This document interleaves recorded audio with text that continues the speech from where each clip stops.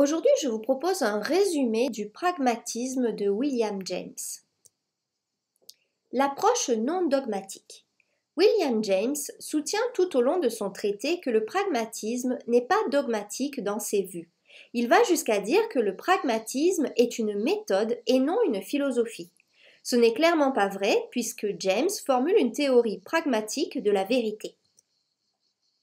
Mais le pragmatisme montre son ouverture et son inclusivité en permettant que le rationalisme et l'empirisme aient des hypothèses tout aussi valables lorsqu'il s'agit de l'existence ou de la non-existence de Dieu et de savoir si le monde est une unité ou une pluralité.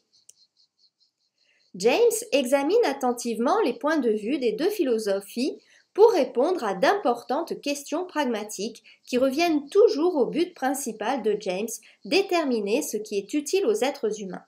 Même si le pragmatisme se range naturellement du côté de l'empirisme, James permet que le point de vue religieux ait de la valeur et de l'utilité, et de ce point de vue, il considère que les croyances religieuses sont vraies.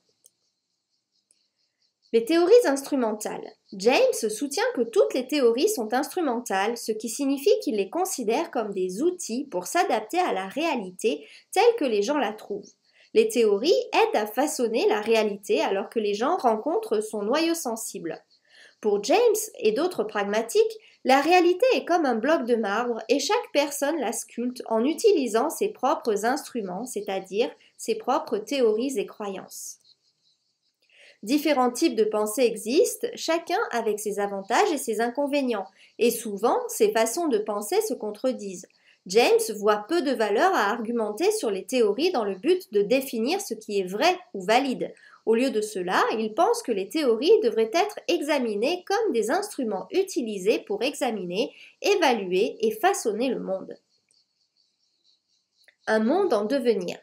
La différence entre le rationalisme et le pragmatisme est que les rationalistes voient la réalité comme statique et monolithique, tandis que les pragmatiques considèrent le monde comme étant en train de devenir. Puisque la réalité est toujours en mouvement, le monde est toujours en devenir. Les rationalistes croient que derrière les faits sensibles du monde manifestes, c'est-à-dire visibles, se cache un autre ensemble de faits métaphysiques. Ces faits sont liés à des notions de Dieu, de substance, etc. En revanche, les empiristes ne croient qu'aux faits. Le pragmatisme peut tolérer l'édition absolue du monde ainsi que l'édition finie du monde pleine de possibilités de l'empiriste.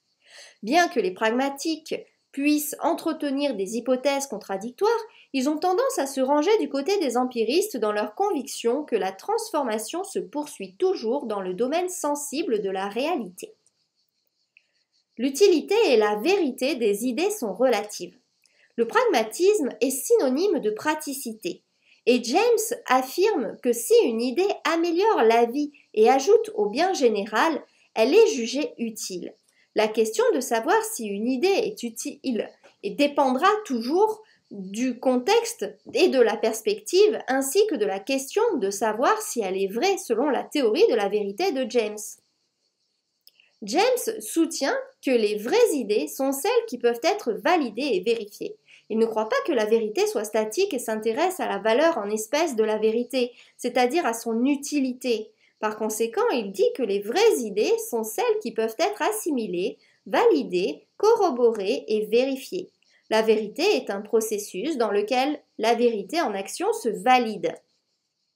Quoi qu'il en soit, le processus de vérification peut être appelé vérité, et lorsqu'une action qui est vraie est terminée, elle a été vérifiée et peut être jugée utile. Ainsi, la vérité est l'expérience de la vérité et non une idée abstraite de la vérité en dehors du monde sensible.